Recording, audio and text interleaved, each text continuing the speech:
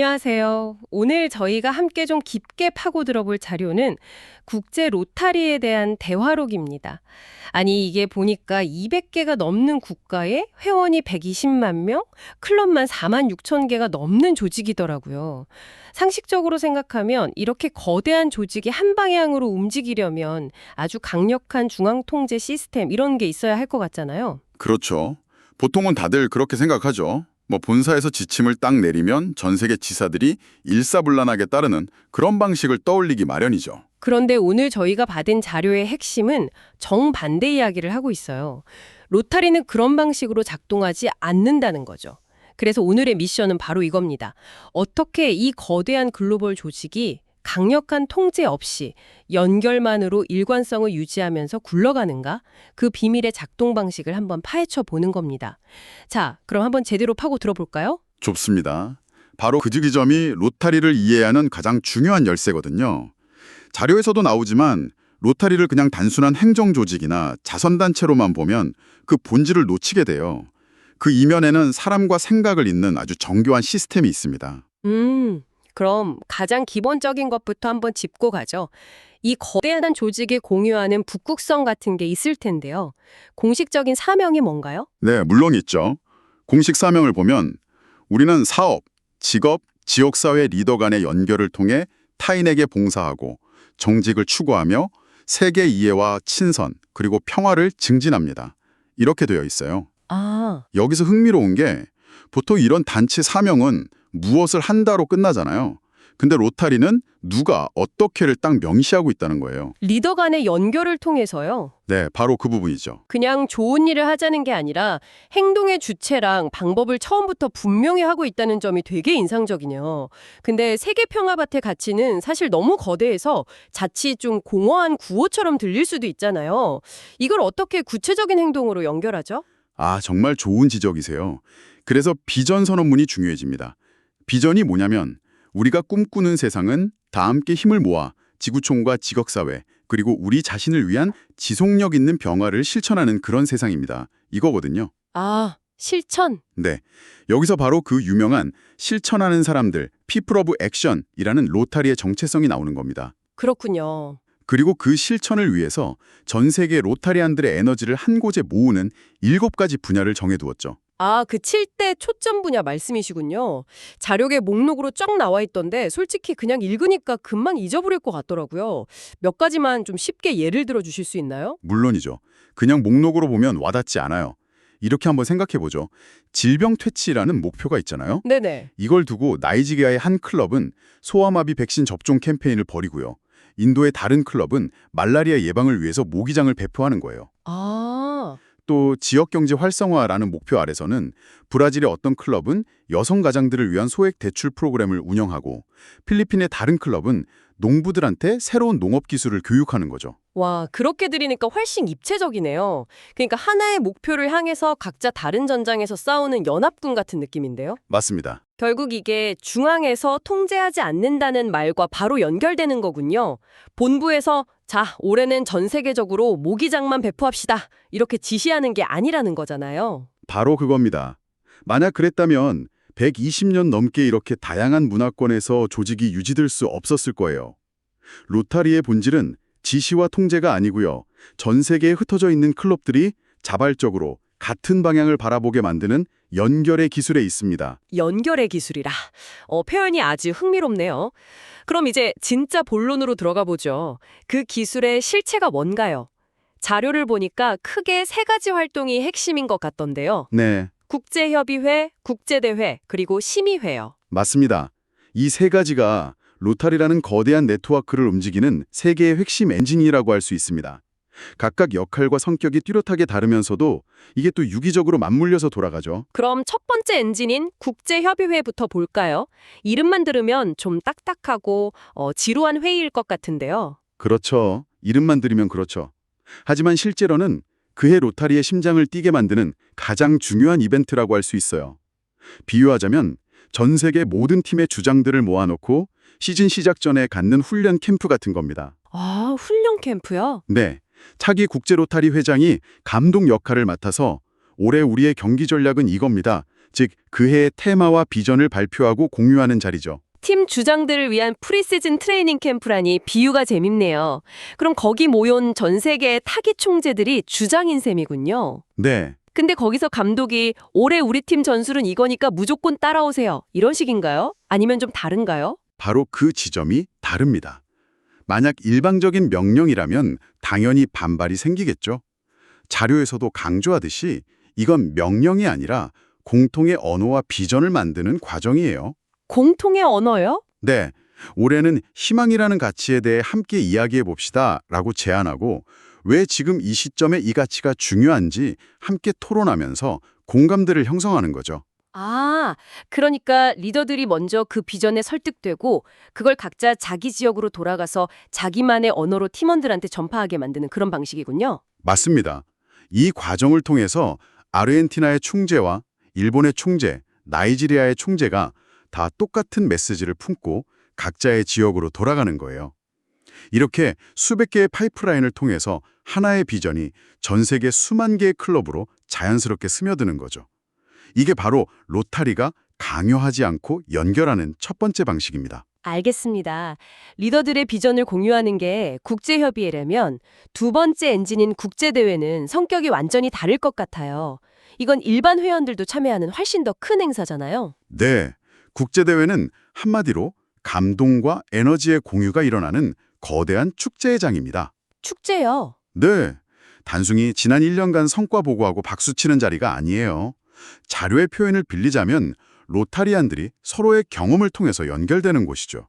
예를 들면 어떤 식의 연결일까요?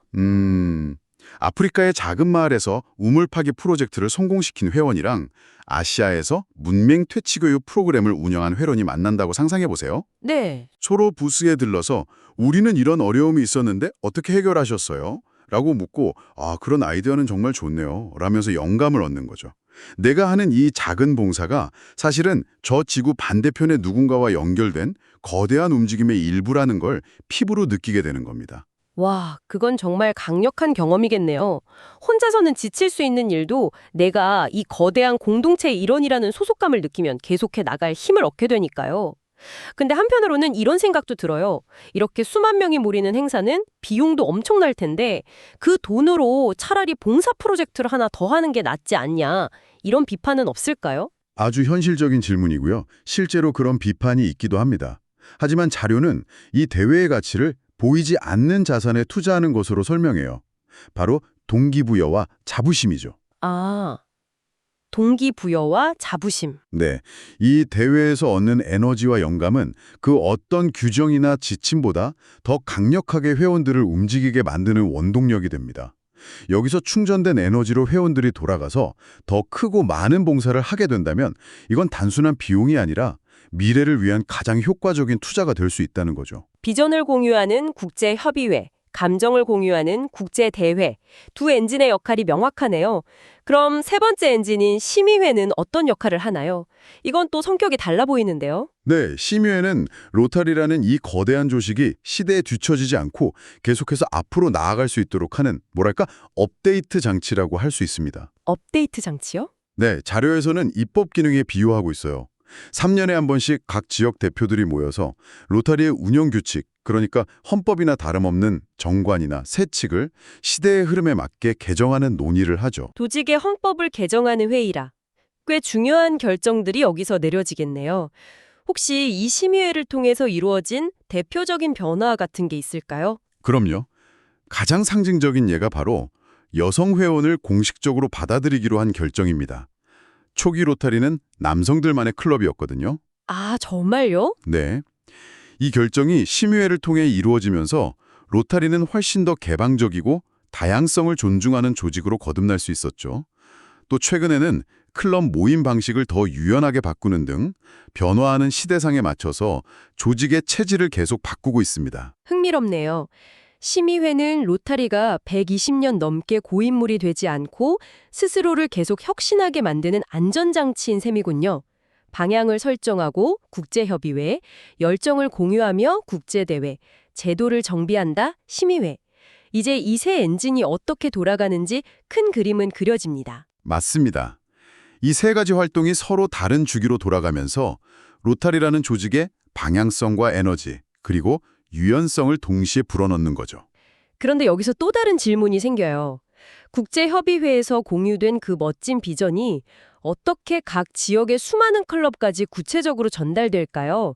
충재 한 사람이 수천 명의 회원을 일일이 만날 수는 없을 텐데 그 중간 연결고리가 있어야 할 것 같은데요. 정확한 지적이세요.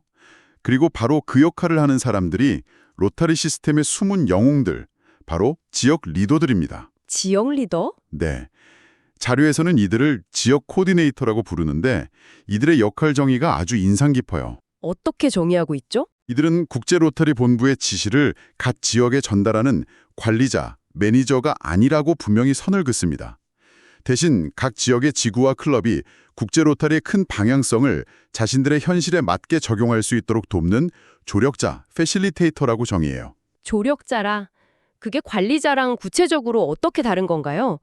조력자라는 말이 좋기는 한데 좀 모호하게 들리기도 하거든요. 결국 누군가는 성과를 관리하고 책임을 물어야 하는 거 아닌가요? 그렇죠. 그래서 이들의 역할이 더 어렵고 중요합니다. 예를 들어보죠.